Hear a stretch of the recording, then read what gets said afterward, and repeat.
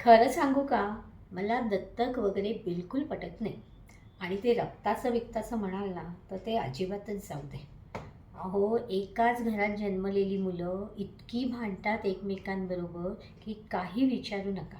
म्हणजे एका आईच्या पोटी जन्मली आहे असं बिलकुल सुद्धा वाटत नाही.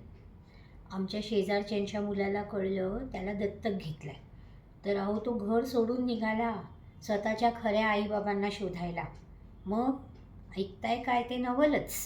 आता माझीच दोन्ही मुलं बघा, नुसती कचा-कचा भांडत असतात एकमेकांशी. छोट्यावर जीव लावला तर मोठ्याला राग येतो आणि मोठ्याचे लाड केले तर छोट्याला राग येतो. दोघंही नुसते एकमेकांचे वैरी असल्यासारखे भांडत असतात.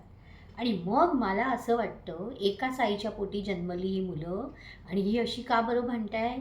आता ह्यातला जर एखादा दत्तक असता तर काय केलं असतं ह्या पोरांनी?